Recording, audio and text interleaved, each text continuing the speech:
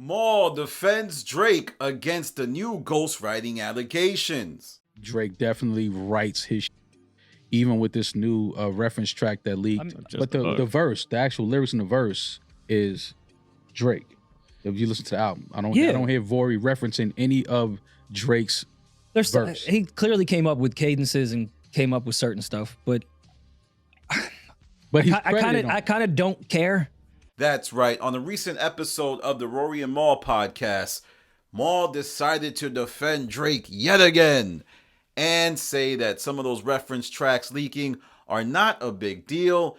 And in particular, he was talking about the Vori one, the Mob Ties one, and Ratchet Happy Birthday. He also said that in the instance of Quentin Miller, that a large part of the album was already done.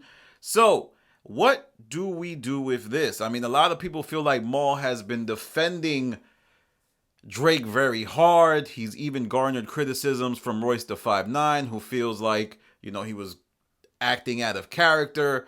And even huge sections of the Rory and Maul fan base are tired of his Drake OVO grandstanding.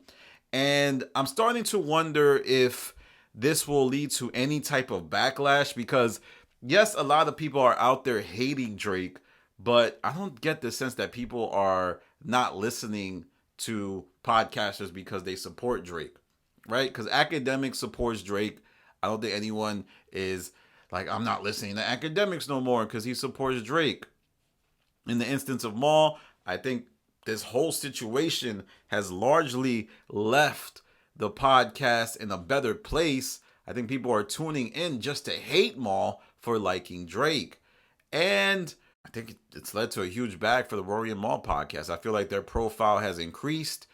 So another thing Rory said that was interesting this episode was that, a lot of people are criticizing them for talking about it, but they're getting enjoyments of talking about them talking about it.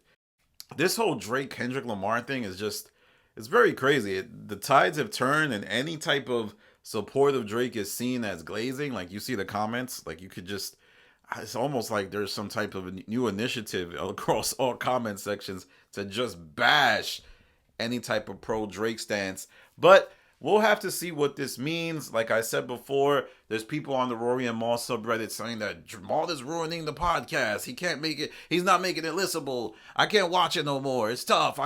But they're engaging. So their actions would lead you to believe that what they're doing is actually right. Because there was a time when the conversation about Rory and Maul was that they were boring. They sucked. They didn't talk about nothing. They avoided topics. But now the conversation is basically shifted into talking about what they speak of. So I think this is largely a win for Rory and Maul. But I guess Maul will have to define what stage will Drake go too far if there's more ghostwriting allegations. Let's be honest, Drake and Maul are friends. So it doesn't look like Maul is rushing to crash out on Drake. And he also listens to Drake way more than Kendrick. I think Rory does too. This podcast, for the most part, is a Drake fan podcast. So I think people expecting them to just say Drake sucks, Drake is garbage, is going to be tough for them because they listen to Drake all the time.